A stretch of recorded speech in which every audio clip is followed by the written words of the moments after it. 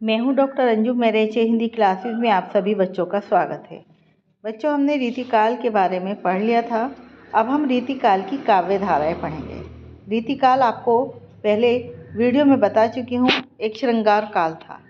इसमें श्रृंगार से संबंधित ज़्यादा रचनाएं लिखी गईं।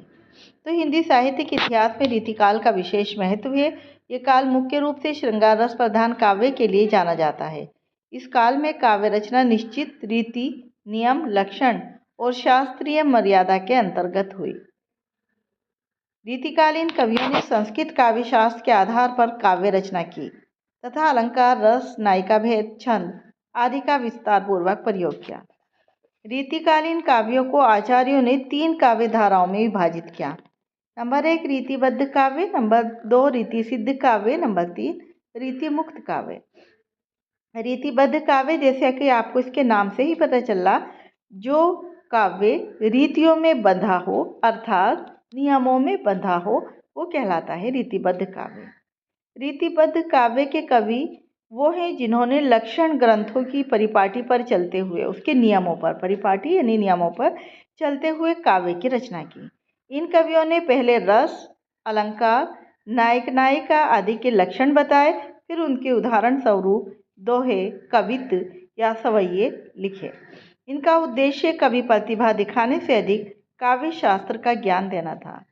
वो अपनी प्रतिभा नहीं दिखा रहे थे कवि अपने काव्य के माध्यम से, बल्कि वो काव्य शास्त्र का ज्ञान देना चाहते थे।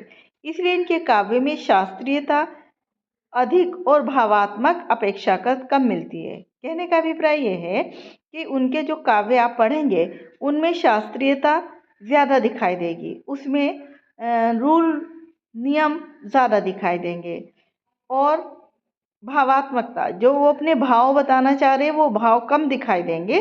लेकिन आप ऐसे समझ सकते हैं कि हिंदी की व्याकरण आपको अधिक देखने को मिलेगी, जिसमें रस हो गया, छंद हो गया, अलंकार होगा, नायक नायिका आदि के लक्षण हो गए। इस की प्रमुख विशेषताएं क्या थी? श्रृंगार रस की प्रधानता, अलंकारों का अधिक प्रयोग, नायिका भेद का विस्तृत वर्णन, संस्कृत काव्य शास्त्र का प्रभाव। इसके प्रमुख कवि और ग्रंथ कौन थे? चिंतामणि, इनका काव्य विवेक, मतीराम, चिंतामणि, मतीराम, भूषण देव, भिखारीदास, ये तो हो गए कवि। और इनके ग्रंथ कौन से हैं? तो चिंतामणि के काव्य विवेक, मतीराम के ललित ललाम, अलंकार, पंचाशिका, भूषण के शिवराज भूषण, देव के भावविलास, भिखारीदास का काव्य निर्णय। बच्चों, ये आपको वेरी शॉर्ट और शॉर्ट में भी आ सकता है। मैं इस तरह का क्वेश्चन बनाती हूँ जिसमें आपका शॉर्ट और वेरी शॉर्ट क्वेश्चन भी कवर हो जाए, और जितना क्वेश्चन मैं आपको देती हूँ वीडियो में, इतना आप आराम से अपने लॉन्ग क्वेश्चन में लिख सकते हैं, और बीच बीच में से आपके वेरी शॉर्ट और शॉर्ट क्वेश्चन भी बन सकते हैं। आचार्य रामचंद्र शुक्ल के अनुसार ये कवि वास्तव में कवि से अधिक आचार्य थे। आचार्य क्यों थे ये मैं आपको पहले बता चुकी हूँ, क्योंकि उन शास्त्रीय ज्ञान देने के कारण वो कवि आचार्य ज़्यादा थे और कवि कम थे। अब हो गया, पहले हमने पढ़ लिया रीतिबद्ध काव्य, जो काव्य रीतियों में, नियमों में बंधा था। अब हो गया रीति सिद्ध काव्य। रीति सिद्ध काव्य में क्या है? इसमें कोई लक्षण ग्रंथ अलग से नहीं लिखा गया है। इन्होंने अपने काव्य में रीतिकालीन सभी सिद्धांतों का प्रयोग किया है। तो रीति सिद्ध कवि वो माने जाते हैं जिन्होंने कोई अलग से लक्षण ग्रंथ नहीं लिखा, परंतु अपने काव्य में रीतिकालीन सभी सिद्धांतों का पूर्ण और सफल प्रयोग किया।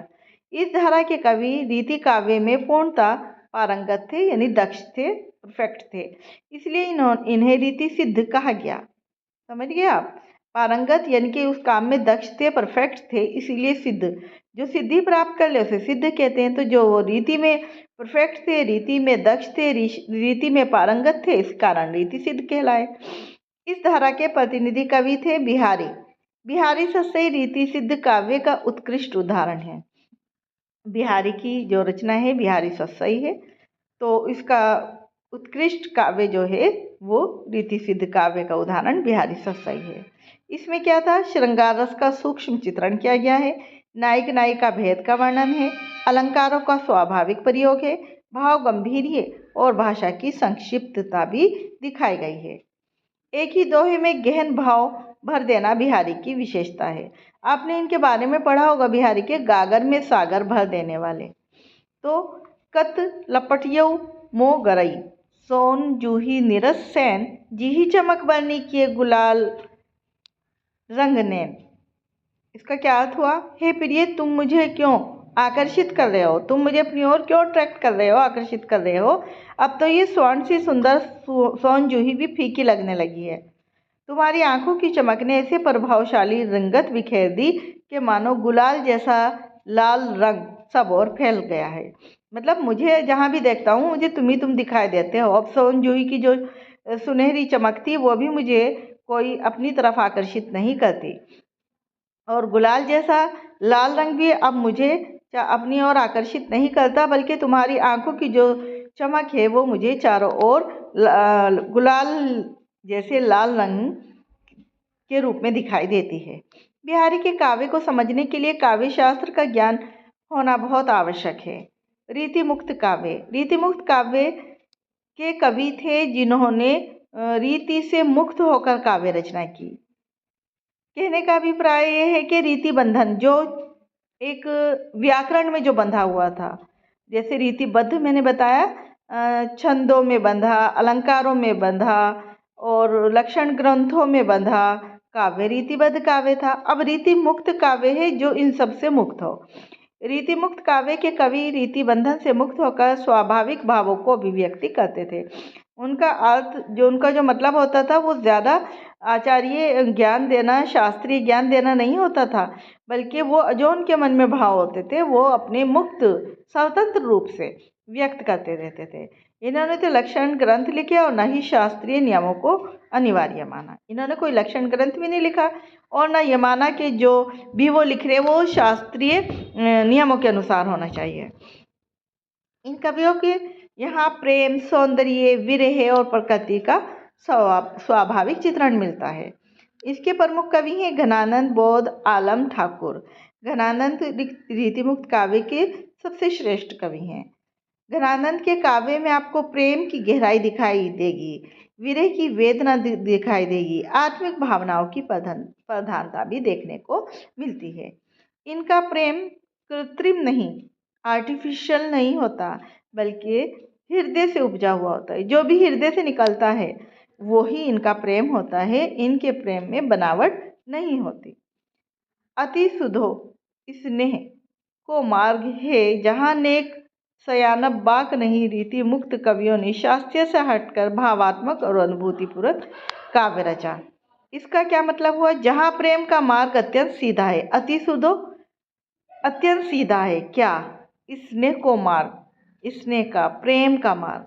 जहाँ प्रेम का मार्ग अत्यंत सीधा है, सरल है, और क्या है, वहीं पे क्या होता है, जहाँ नेक सयानब बाक नहीं, और सीधा सरल पवित्र होता है, वहाँ किसी प्रकार की, सयानब कहते हैं सयापा, सयापा कहते हैं चालाकी, चालाकी कहते हैं बनावट, चतुराई। तो जहाँ पे प्रेम का जो मार्ग होता है बहुत सीधा और सरल और पवित्र होता है, वहाँ किसी प्रकार की चालाकी, बनावट या चतुराई नहीं चलती। निष्कर्ष रूप में हम क्या कह सकते हैं?